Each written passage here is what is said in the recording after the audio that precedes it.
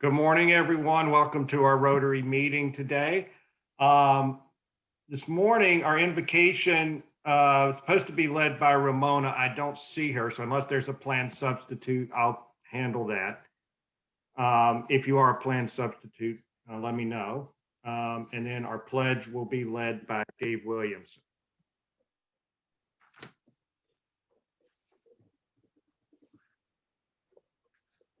Okay. Let's pray. Dear God, help us as Rotarians and as humans to do good. Help us as Rotarians and as humans to be honest and ethical in all of our dealings. Help us as Rotarians and as humans to serve others. And help us as Rotarians and as humans to make our community, our nation, and the world a kinder place. Amen.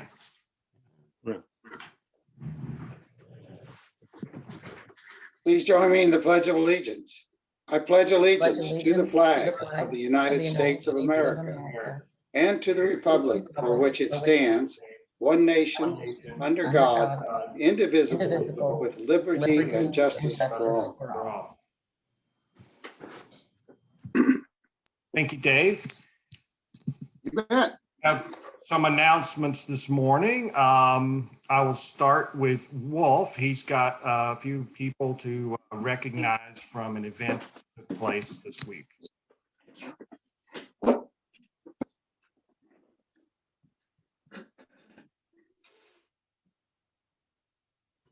Did you hear that, Wolf?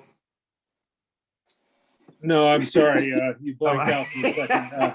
Yeah, I was calling on you for your announcement. Okay. Yeah, I was switching screens and lost audio. Anyhow, I wanted to basically honor some members of our club. There was a district gala yesterday, and the district gala is to honor those members who have contributed significantly to the foundation and the Polio Plus Foundation. So we have two categories of honorees. One is a Paul Harris Society member, and that is somebody who is elected to contribute at least $1,000 per year to the annual fund. We have 4 honorees for that: Bonnie Coley-Mailer, Trevor Donaldson, Ingrid Fields, and Andy Keeler. So please honor them by showing your appreciation. And then we also have some major donors to honor, and we have again Bonnie Coley-Mailer and Calvin Gephardt. So please honor them by a round of applause. Thank you all very much. Thank you to all those donors who are supporting our foundation so heavily. Bonnie, you had an announcement for us this morning. Yes, I have a couple of, we have a couple of volunteer opportunities for the club. The city has come and asked our club to help out with a project, and this is really a 2-part project. I'll be sending out information about this later on, hopefully today, if I can figure out how to do a sign-up list on the website. But so they've identified about 500 residents in our community who are suffering from isolation.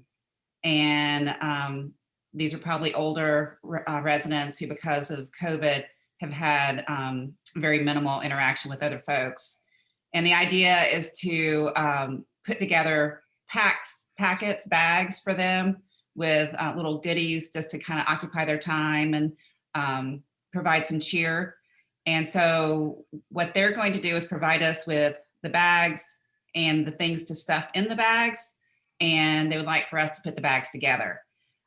So Claudia is actually working with the city and trying to secure a room at the rec center so that we can put those bags together at the rec center. And then what we also need, the second part, is we need 500 handwritten notes to put in those bags as well. Just with some type of little cheery message, just saying, you know,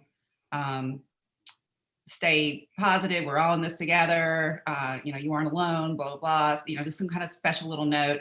And these notes are to be on like the size of like an index card. So I'll send out a list, first of all, for volunteers to put the bags together. And then the bags will be distributed by the police department, the fire department, Centero. But then the second part is I'll send out a sign-up sheet or a list for writing little personal notes. So the first part is putting the bags together. Before that, of course, we'll need the handwritten notes. Is that all clear as mud? Yes, do you know the timing of that, Bonnie? What's that? Do you know the timing of that? Not yet. It'll probably be next week. We're hoping Claudia and Roberta are going to pick up the boxes of materials today. And then Claudia will let me know when that putting those bags together will take place, when she's able to get that room at the rec center. And I'll let y'all know in an email.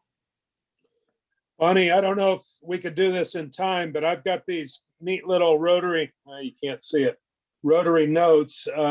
These are basically 4x6-inch index cards with the Rotary logo on them that we use for 125 recognition. So if I can try and find, see if we can get 500 of those to do the notes on.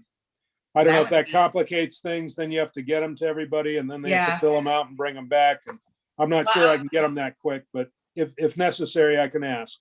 I was thinking that, the notes could be written, so if folks don't feel comfortable getting together to put together the bags, this is something that people can do at home. So that's a great idea. I'm just not sure how to get those to. Yeah. And I'm not sure if they have these already printed or if we'd have to wait to get them printed. So maybe it's not possible, but I'll ask.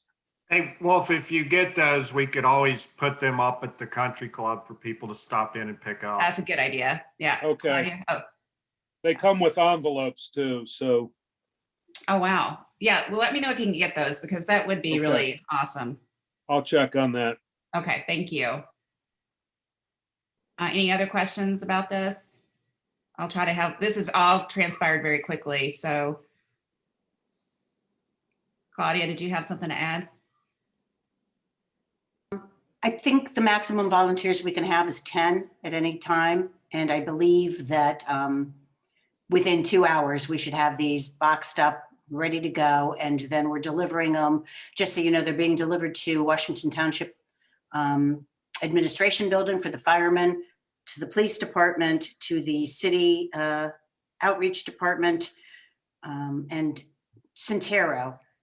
Because those are the people that are most in contact with the isolated folks. And as you may or may not know, the police have like little bags and stuffed animals and things for when they're dealing with children or a crisis situation. This is just an adjunct to that. So they're getting phone calls from people that are, feeling bad just from isolation, not necessarily in trouble. So that's all I know. All right. Well, sounds like a fantastic service opportunity. And thank you, Bonnie and Claudia, for spearheading that. We'll look for more details. Other announcements this morning. Be sure to unmute yourself if you need to talk. I put out an email this week. We're collecting our monthly toiletries, food, and donations for the Dublin food pantry. So if you can drop it by David Bentz's house on his front porch, don't leave money on the outside, obviously. But in the email that I sent, there's a link you can donate to the Dublin food pantry. So if you want to do it anytime this week or next week, David's front porch will still be there. So they need our help. Thanks, everyone. And I don't have a box out there, but just leave it on the front porch. You can set it behind the flower box if you want. It won't be out there long. My daughter's home pretty much all day. So other announcements.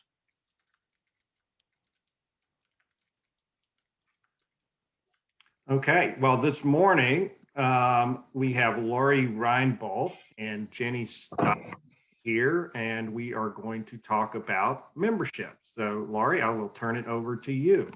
Thank you, David. Appreciate it. And we're very honored to have Jenny Stotts join us today. She's our membership chair for our district, if you haven't met her yet. She's also a charter Rotary member and a past president of Athens Sunrise Rotary Club, where she was able to induct 27 new members during her presidency. So absolutely incredible. She's very passionate about a couple of the Rotary projects out there. Ryla and Paddle for Polio are two of her favorites. She also spearheaded the big project, which I think is really interesting, where she was able to bring dozens of clubs together, community service in the Athens community to really help children and families there. She's also the professional executive director of the Athens CASA Gala program and regional coordinator of Southeast CASA. And I did look up CASA, what it stands for, and that's actually a court-appointed special advocates for children. She's a mom, a wife, a friend, a social worker, and self-described troublemaking millennium. So with that being said, thank you so much for joining us, Jenny. We appreciate it. I'll pass it over to you. Awesome. Well, thanks for having me. I do have a little PowerPoint because I wanted to go through just what we're doing, what we're up to at the district level for supporting membership. And if you have questions, things I've try to keep a bit of time at the end for questions, but if you think of something as I'm going, please interrupt me. So let's dive in. Thank you, Lori, for inviting me. So first, this is, I'm going to make you all work just a little bit in this and put into the chat box in 10 words or less, like just real off the cuff thinking, why are you a member of Rotary? And you don't have to impress anyone, right? This isn't about impressing or putting the right answer in. Just why are you a member of Rotary? And we'll just fill up the chat box with that. So fellowship, belief in values, service, great people, opportunity to give back, serve others. Awesome. Community, I'm seeing the word community so much, it's making me dizzy. Friendship, community involvement, service, friends. All right, well, folks, I've done this before. And you always say service. People always say service or some connection to that, or, your friendships that you meet with one another. And I ask this question when I'm talking to Rotary groups all over the world, and it's always the same answer. And if it's not that, it's the people that you meet, right? People join and stay in Rotary because of the difference they make and the people they meet. So if you're familiar with me at all, I talk about this thing I call Rotary Happy. And all Rotary Happy is my silly little way of talking about membership engagement. So I think that people are Rotary happy and are excited about Rotary and excited to share Rotary with others when they're getting a lot out of their experience in Rotary too. So, I hope that all of you will just take a moment to think a little bit more about, you said service, but why is service important to you? Why does that matter? You say it's the values or the people that you've met, right? The friendships that you've formed through Rotary. Why does that matter to you? Why is that important? Because that's really unpacking that, right? Kind of unpacking that reason that you're a part of this organization, or your why, if you will. Don't want to dive into too many cliches this early in the morning, but think about that and think about how you might tell other people about that. Because in my very humble opinion, I guess that's the best way to grow Rotary, is by creating that kind of feeling within a club, and then it just becomes very naturally infectious. So I wanted to just go through some nuts and bolts stuff from the district on what we're doing with our district membership strategy. And I like to share this with clubs because I think it's important for you to know, but also any decisions that I've made to shape the district membership team and the work that we're doing has really been a reflection of what I'm hearing from clubs that they need. So if I've missed the mark on something, I kind of depend on all of you to tell me that. Or if you have another idea about something that the district could do to support membership, I also want to hear that. So I'm going to go through kind of what we're doing, give you some information here. So our district membership strategy centers around 4 poles: club support, new member engagement, alumni engagement, and new club development. So through all of this, we're really working to try and foster a growth mindset through member engagement and looking at new club opportunities. Because I think when we engage our members, then individual clubs grow because people are talking about their experience and pulling people into that. So we're working really hard across all levels of leadership in the district to kind of foster this growth mindset. So we're all speaking about Rotary with the same voice. If you don't know, we have some folks on the district membership team that some of you might have heard from or gotten emails from. We have me, I volunteer as the chair, and we have Becky Filer, who is our leads coordinator. So when a membership lead comes into our district, she's personally following up on those and matching them with the right club. We also have Connie Hendren, who is an outgoing assistant governor, and she is working on our new development or new member engagement development. And we also have Shannon Hemmerly, who is from the Marietta Morning Club, and she's working on alumni engagement. I'm going to break each of these parts down for you. So under club support, this is a lot of what I do, is developing resources in response to what clubs need. So we've really put a ton of information into our district website. So if you go to rotary6690.org/maintaining engagement, you'll see all of our locally developed and kind of curated resources. And there are guides everywhere from, shaking up meeting ideas, right? Trying out new ideas for meetings to service projects. There are ready to go service projects on there that are basically a checklist, and you can implement the service project just about anywhere, ranging from how to organize a drive-through food drop, all the way to how to build a miniature pantry and how to have a virtual story time for local, for the local libraries. So there's tons of stuff in there. I hope you'll check it out and let me know what's missing, and we can develop and pool more resources. We're also hosting bi-monthly membership roundtables. The next one is on March 17th, and it's tackling retention troubles. And those are open to anyone.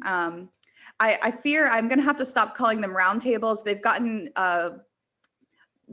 quite a bit of attendance the last couple of months, so they're really not as roundtable-y as I would have hoped. But we're working on shaking some of those things up in response to some feedback we've gotten from clubs.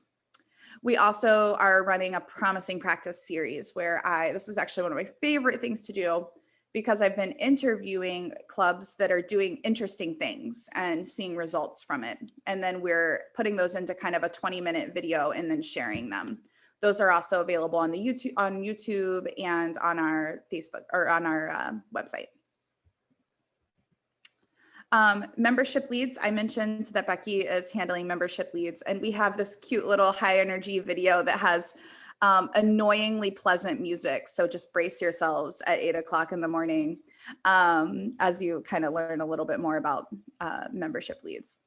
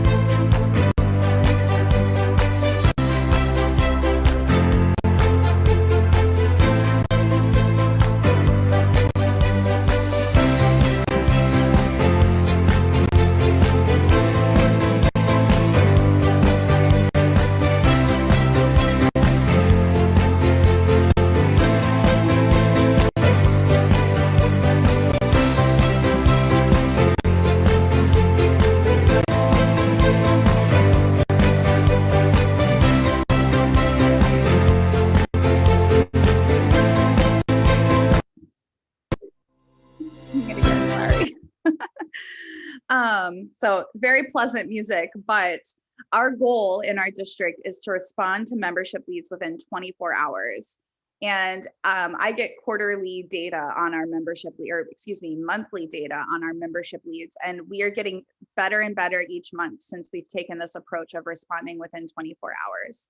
So we're now working on getting clubs to respond that quickly as well, so that we can, see these leads become members. If you want to do a fun little experiment, just go check out the Rotary.org, the international website. And the form to become a membership lead, all the information you give it's quite a bit of information. So someone has, it's kind of a high barrier to entry, right? For someone to kind of go through all that trouble. So I think once they complete that, if you connect with them, they're pretty likely to become a member. So we're really working on improving our leads performance. We also have some cool new stuff happening with new member engagement that I'm excited to share.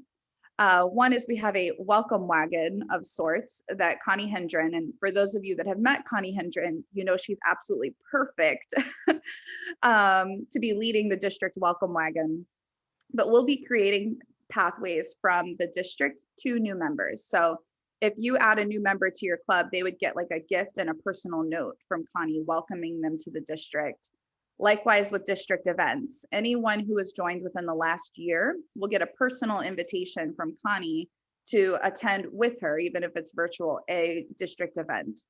I'm sure many of you can remember being a new member and not really sure if that district assembly or if that district conference was really for you, because you were still kind of new. So we're hoping to create those pathways to kind of demystify what the district's doing, because there's some great events coming out of the district team that I want to share with more people.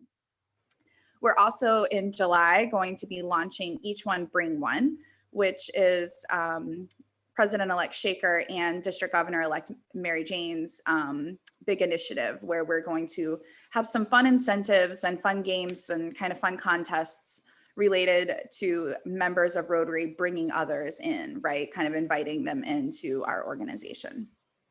And I wanted to just share, this is a little bit nerdy, so I apologize, but if you're super nerd like me, you'll like this chart.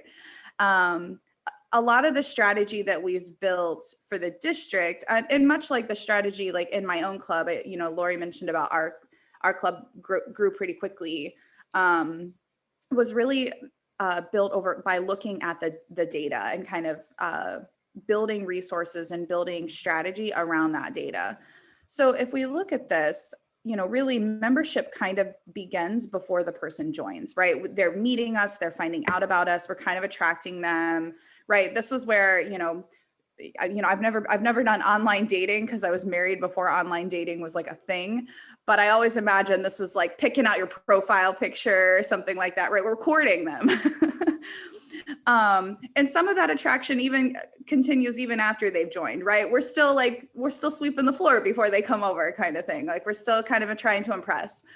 And then we get into this, they've been a member, for 30, 60 days. They're maybe doing orientation, onboarding. They're kind of, right, we're welcoming them into our organization. And then after that, we're really working to try to engage them. That's probably when you're really working on getting a member to, get involved with a service project or to attend a social, they're kind of really trying to engage them.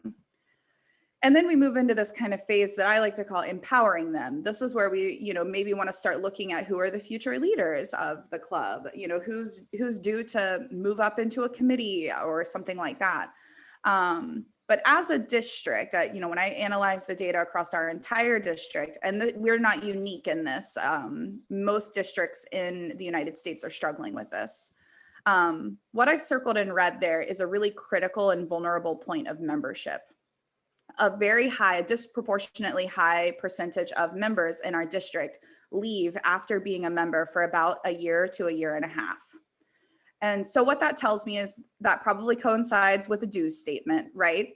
And so if they get that kind of second, that year dues or whatever, that, however your dues structure works, I think they're probably thinking, well, gosh, am I really that involved? I haven't really found my place in the club. I haven't really found my place in Rotary.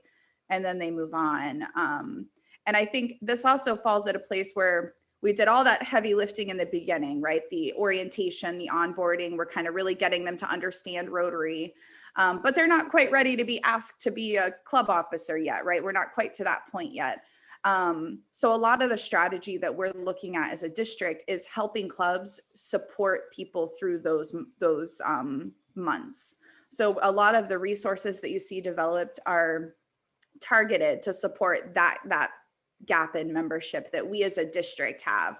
And so we're really working on that. And that's just, I wanted to share just kind of an example of how we can, we're willing to work with clubs and connect with clubs to help understand and kind of put some of the data into action. We're also working on, I'll go through the last two kind of quickly. We're also working on alumni engagement. Our district, I learned, is #1 in our zone for having the most program alumni be members of our district. And that's awesome. That is fantastic, right? So that's when I talk about program alumni, I'm meaning like Rotary Youth Exchange, Interact, RILA, Group Study Exchange, those types of programs. That's awesome. I was very surprised that we were #1 because when I looked at our alumni engagement numbers, I thought it was incredibly low, and we have a lot of opportunities to grow that. So we're still doing that. And so we are looking at ways to create pathways for people who participated in RILA, were youth exchange students, participated in Interact, to help create pathways for them into Rotary as they become adults. And so Shannon Himmerly is working on that. We're also really looking at, when we talk about alumni engagement, people who have left clubs and helping them navigate to a new Rotary experience. So there are going to be some surveys going out to recently terminated members. Obviously not members who were terminated with good cause. If a club tells us someone was terminated for a good reason, we're not going to reach out to them. But people who, their job changes and they relocate, maybe they're still in the district, but they never really found a new club. Or maybe they moved to California and, we want to help them find a Rotary club there too. So, in my mind, a Rotarian's a Rotarian, and it doesn't matter what state, what district, anything. So we're really working on that. A lot will be rolling out with that over the summer as well. So we're still in the groundwork phase of that, but we're really open to any ideas or feedback you all have. We're also spending a lot of time talking about new club development. As many of you know, Rotary has a lot of flexibility now, and there's tons of club models that are now available to us. So we have a couple that are moving along. I'm working on helping to start a satellite club that's centered around the Wayne National Forest and environmental work and conservation. There's also some progress being made to start an e-club for our district for people who maybe that kind of brick and mortar type club is not going, or they travel for work, things like that. So we're looking at that. And there are a couple other ideas floating out there. We're also very interested in talking to clubs who have maybe thought of starting a satellite club. Maybe a club that meets at a different time, like a satellite that meets at a different time than the full club. So that's kind of what we're working on new club development. So as I wrap up, and I want to talk to you and hear your questions, and you can ask me questions about the district, about my club, whatever you want, it's fine. But I want you to think back to why you were a member of Rotary. And before the end of today, this is my challenge. I don't know who's going to check up on this. Wolf, can you spy on all of them and make sure they do this? But by the end of today. Yes, I can spy on them. Okay, thank you, Wolf. You are now dubbed the membership spy. But before the end of today, share that reason with someone else. And you don't have to tell them, you don't have to get, mushy with them, but kind of tell them why you're a member of Rotary. Tell them something about Rotary. At the beginning of this meeting, I heard you all talking about different little projects and initiatives you have going on. Tell that to someone. So that's my challenge to you, because it's that easy. I think there's certainly value in having specific attraction strategies of how we get the word out about Rotary, how we talk to people about it, how our clubs are structured. But at the end of the day, we're people and we just want more people so that we can expand our capacity to do good in our communities and in the world. So, you know, just think about that conversation you might have with someone and talk to them about Rotary. And, you know, if you think about just the human behavior aspect of this, you know, we have an invested interest in other people's happiness, particularly when they're people we care about. And, you know, think about the last time you read a really good book, or the last time you picked up takeout from a restaurant and you tried something new on the menu. How often do you then recommend that to someone else? Do you say, oh my gosh, here, borrow this book, you're gonna love it. I read it, I wish I could read it again, here, you read it. Or hey, go to this restaurant, order this, it was amazing, you're gonna love it. You know, think about how we as human beings behave that way, right? We want to share those experiences with someone else. Like the first thing you do if you smell a really good smelling flower is you shove it in someone else's face and tell them to smell it too. So let's apply that concept to Rotary. I'm not saying we're going to shove it in anyone's faces and demand they smell Rotary. But I think kind of saying, hey, I love Rotary and I think you will too. I think you would bring a lot to our organization. I think that, you know, you would enjoy these people, they're fun, they're not, you know, all of those kind of things. So that's my challenge. By the end of today, tell someone about Rotary. And finally, if you want to connect with me individually, feel free to email me or find me on social channels. You know, let's be friends forever. But I'm going to stop sharing now, and I would love to hear questions or reactions, or Lori or anyone else, if there were other things you were hoping that I would talk about, feel free to point me in whatever direction you want to point me in, but I'd love to hear from all of you. Hey, Jenny, I participated in the masterclass on DEI. Mm-hmm. And how big an initiative is diversity in membership going forward for the district and RI? Yeah, so I'm in quite a bit of I'm in the diversity, equity, inclusion work group for our district doesn't have one, but Rotary International has one. So all of the materials that you'll see developed have that framework in mind. In terms of, there's a slide deck, I think it's on our website, but it's specifically on how, because I think a lot of clubs are, when they hear about, you know, kind of the value proposition and the model and the philosophy behind becoming a more inclusive Rotary, I think clubs are really on board with it. And where we're, at least in my experience, I haven't told a club that has told me I was ridiculous for wanting to improve diversity or be more inclusive. But it's how do we do it becomes then the challenge. So a lot of the guides and things that you'll see are very specifically designed with that in mind. And there's a presentation out there that Sigrid Solomon, who's a past district governor in the Dayton, Cincinnati area, she and I have been doing a lot of work on developing models for clubs and districts to use related to DEI. So we did a whole presentation on how to specifically address, you know, issues ranging from encountering racism in a meeting, encountering sexist behavior in a meeting, but even down to the things that probably don't always naturally spring to mind when they think about Rotary and inclusion, but thinking about just access. Does your club meet in a place where if someone had limited mobility or they were otherwise disabled, would they be able to access your meeting? You notice I had subtitles on, I had captions on in my presentation. And that's, again, just improving access for people. So that's very much, we're working to really fold that into our entire strategy. And I'm really insistent on not making diversity, equity, inclusion a box that we check. And instead it's something that it should be a lens that we apply with every decision we make, rather than just kind of, okay, we did DEI, now we're doing this. I think DEI or those principles are a part of every decision, or should be a part of every decision that we make. Jenny, I have a question, if I may. Sure. I was excited to hear about the incredible growth of your membership the year you were president. My question is, what's the age demographic of your club now, and what was the average age of the 22 new members that you brought into the club the year you had you had that incredible success? So our club ranges from, I think, like 21 to mid 70s.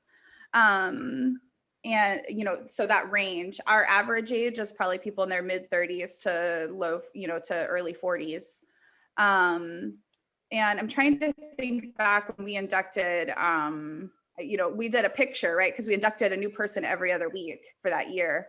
I'm trying to think back to like the pictures, and I would say it probably filled that range. Probably skewed towards the younger side, but we definitely had people who were very much in a college kind of mindset, early working, you know, kind of younger professionals, and then folks who were pretty well into their career as well. So the range is pretty expansive.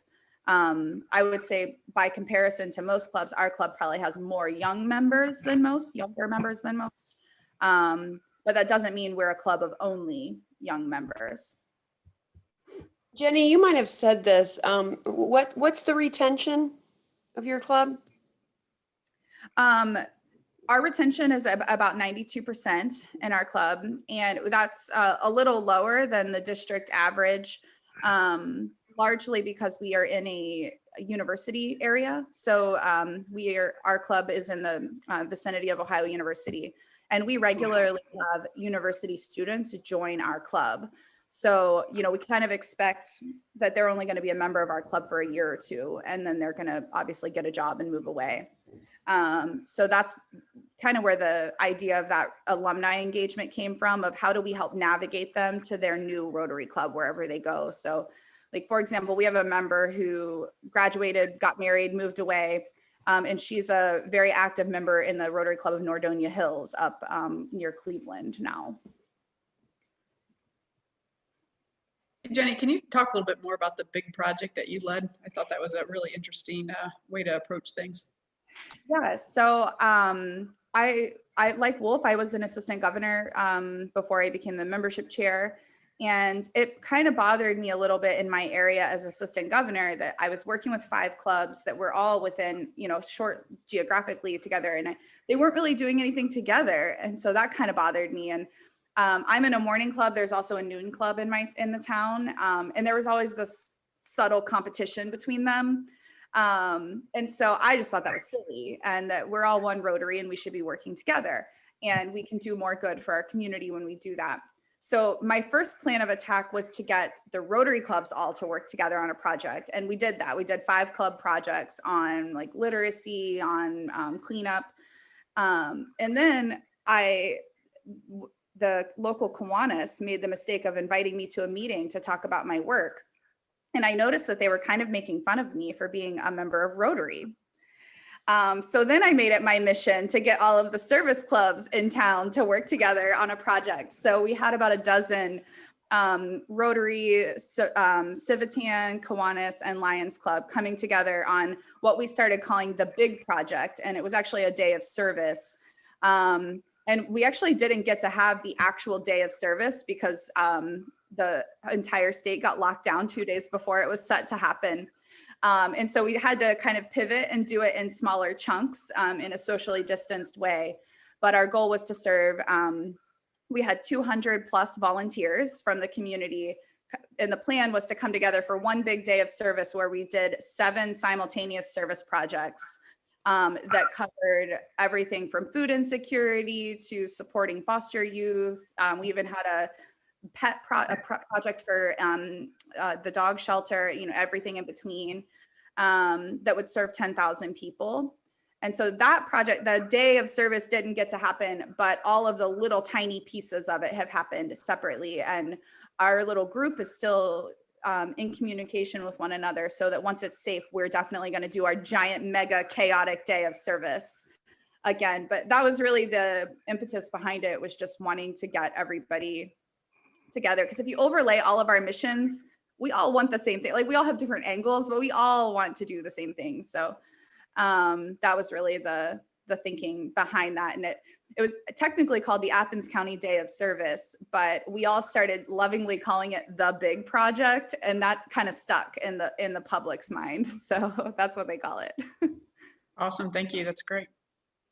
Hey, Jenny, I have a question. A year ago, Zoom was not a thing, for most of us at least. But since then, we've done probably most of our meetings through Zoom. And I'm curious if you've seen at a district level any trends as far as member attraction and retention and engagement in the new kind of online world. Yeah, that's been a little hard to track because we don't always know what clubs are doing on a regular basis. So, some clubs have pivoted and they're kind of doing all Zoom. Some have tried a few different platforms. But I can't give you any firm numbers on that, but I can say what I'm hearing is that there are some people who hate the Zoom, right? They're kind of, I'll be back once you meet in person again. There are members in my own club that have kind of that feeling. But I'm also, when I look at clubs that have have inducted new members during the pandemic, the flexibility of the meeting is one of the primary attraction points. So I hope that even, I can't wait to get back into a room with people and have meetings that way, but I hope that we won't lose this element of flexibility that we've had with Zoom, or kind of creating those hybrid experiences, or, just an array of options for people to get involved. Because when I talk to clubs that have inducted, new members, and we have some clubs that have inducted 7 to 10 new members this Rotary year, which is really impressive. But one of the primary appeals is how easy it was to engage with the meeting. So I think that there's probably reactions that run both directions on that. Thank you.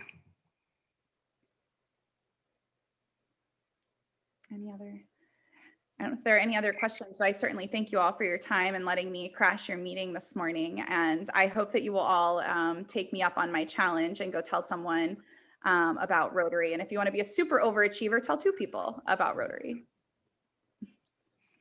Thank you, Jenny. Any other questions for Jenny? No, but just a thought, we could put why we are loving Rotary on our own Facebook pages, share that, and then share it to our club Facebook page. And then Wolf, it's an easy spy duty for you. You just have to go to the club's Facebook page and track down the doobies and the do-don'ts. Good idea. If we have any members who would like to be more involved with the membership aspect of our club, please reach out to Lori Reinbold. She's our membership chair, and she'd love to have, I think, more people on her committee. Thank you, Jenny, for being here today and taking the time to update us. Great information, and yeah, we have a. I think we've done pretty good as far as membership in our club through the COVID crisis. We're actually adding members, which is a great thing. And I agree, there's a balancing act to do with the technology aspect of it to attract and retain more people long term. So thank you for your thoughts on that as well. Next week, we will hear from Dublin City Manager Dana McDaniel, so don't miss that meeting. And he will be talking about the state of the city of Dublin. Our quote of the week comes from past Rotary International President Ron Burton from 2014. He said, "I believe that if we can get prospective members to help us with a project, the rest will take care of itself. They will realize that they made a difference in someone's life." And I would add to that, there's also no better way to make friends in Rotary and network in Rotary and feel like part of the Rotary community than to get involved in projects, be it fundraisers or service projects or both. So I encourage everyone to do that on a regular basis. And with that, I will end the meeting, and I wish you all a great weekend and look forward to seeing you next week. And those on the board, we will have our board meeting on next Wednesday evening at 5:30, and I'll send more information out about that. See everybody. Well done. Well Bye, done. everyone.